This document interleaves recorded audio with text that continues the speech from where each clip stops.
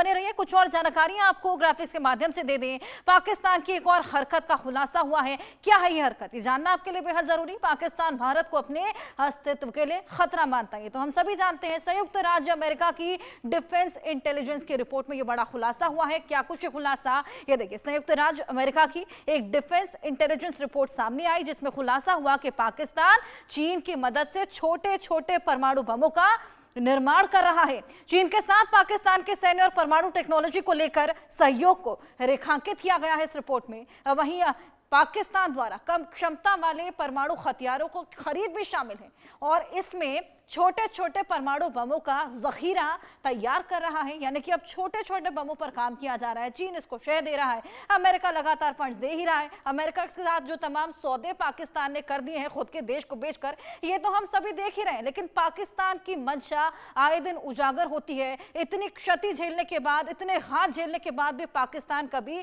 बाज आने को तैयार नहीं होता। डिस्कशन कंटिन्यू करते हैं। अरविंद जी, मैं आपके पास आऊंगी। पाकिस्तान तो खैर बाज आएगा नहीं, फंड्स मांगता रहेगा जगह जगह से, और आतंकी माइंडसेट उसका कभी हटने नहीं वाला। अब छोटे छोटे परमाणु बम तैयार किए जा रहे हैं, कितने घातक हो सकते हैं?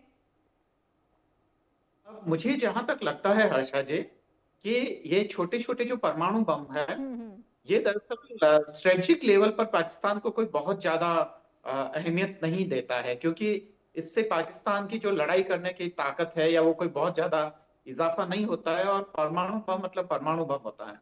अगर एक बार पाकिस्तान ने भारत पे कहीं पे भी गिरा दिया तो ये पाकिस्तान के लिए विनाशकारी होगा। भारत की डॉक्ट्रिन में भी ये साफ साफ लिखा है कि भले ही हम पहले ना करें, और एक बार अगर कर लिया तो हम उसे छोड़ेंगे नहीं। तो पाकिस्तान के लिए तो वो एक तरीके से सुसाइडल होगा। पर हम जानते हैं कि वहां की आवाम का प्रतिनिधित्व नहीं करते हैं वहां के हुक्मरान। तो कोई भी अगर मूर्ख पागल सा कोई भी तानाशाह वहां आता है तो वह ऐसी नापाक हरकत कर सकता है। अब देखना यह कि जो एटम बम है, क्या है कि उसको कंट्रोल करना पॉसिबल नहीं होता है। एक बार वो रिएक्शन शुरू होती है तो वो विनाश करती रहती है, और वो कितना विनाश करेगी यह हमें भी पता नहीं होता है। तो पाकिस्तान के लिए वो टेक्नोलॉजी उसके पास है नहीं कि वह छोटे छोटे एटॉमिक बम का इस्तेमाल करके एक सीमित एरिया को नुकसान पहुंचा सके। तो वह चीन से इसकी खरीद की कोशिश कर रहा होगा। यूनाइटेड स्टेट ने यह इसलिए भी ये जाहिर किए ताकि भारत और पाकिस्तान आपस में उलझ जाए, वह चीन से भी उलझ जाए। तो अमेरिका ने भी बहुत ही सोच समझ के इस सूचना को मतलब कहा पब्लिसाइज किया है। तो हमें यहाँ पे भी सतर्क रहना चाहिए। पाकिस्तान की इस चीज से हमें खास डरने की जरूरत नहीं है। हमें और भी हमारे डिफेंस सिस्टम को मजबूत करना चाहिए, और जो बैकडोर चैनल है जो अभी हमने बंद कर रखे हैं, हमें मुझे लगता है कि उसके जरिए कम से कम संवाद कायम होना चाहिए, ताकि जो कंफ्यूजन है, जो खासकर जो कंफ्यूजन में बहुत सारी जो चीजें हो जाती है वह ठीक हो जाएगी। क्योंकि डिप्लोमेसी का मतलब केवल नेशनल इंटरेस्ट प्रोटेक्ट करना भी नहीं होता है। सामने वाला देश सोच क्या रहा है, उसको गलतफहमी क्या है, उसको दूर करना भी डिप्लोमेसी का काम है।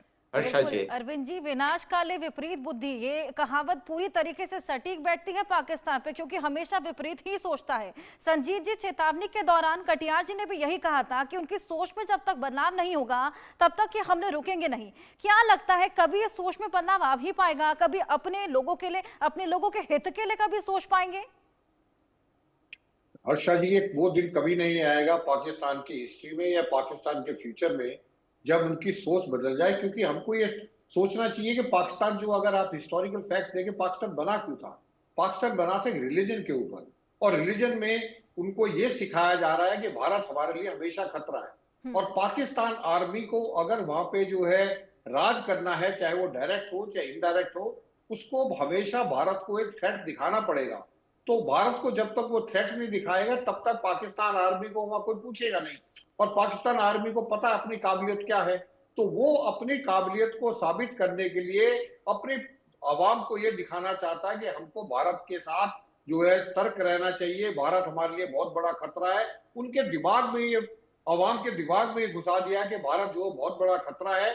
तो उस खतरे को दूर करने के लिए उनके पास कन्वेंशनल जो फोर्सेज है, जो उनके अपने फौज है, वो भारत का मुकाबला नहीं कर सकती। तो उनके पास क्या ऑप्शन है? उनके पास ऑप्शन है कि ये जिसको लो कॉस्ट ऑप्शन कहते हैं, जिसमें कोई खर्चा नहीं है, आप 5-10 टेररिस्टों को इकट्ठा करो, उनको जिहाद का जो है चूरन पढ़ाओ, और उनको भारत में भेज के 10-20 लोगों की जो है निहत्थे लोगों की धर्म पूछ के हत्या करो और उसके बाद जो है तुम तैयार हो जाओ, क्योंकि तुमको पता है तुम्हारे 2 बाप हैं, पहले एक था अब 2 बाप है, चाइना है, अमेरिका है, वो कैसे ना कैसे करके तुमको जो है बचा लेगा।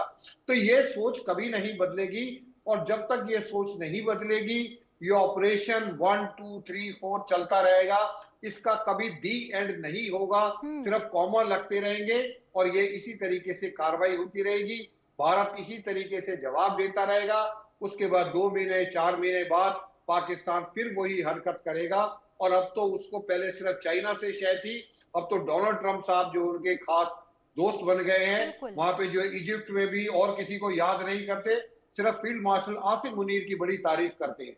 तो आप इससे खुद अंदाजा लगा सकते हैं, जब एक वहां के चीफ की तारीफ हो रही है और वो चीफ जो कि पूरा जिहादी है, मदरसे में पढ़ा हुआ है, तो उसकी सोच क्या होगी। और मैं ये बता रहा हूं आने वाले समय में 15 दिन 20 दिन या 1 महीने के अंदर एक बहुत बड़ा हादसा और होने वाला है, जिसके लिए भारतीय सेना पूरी तरीके से तैयार है।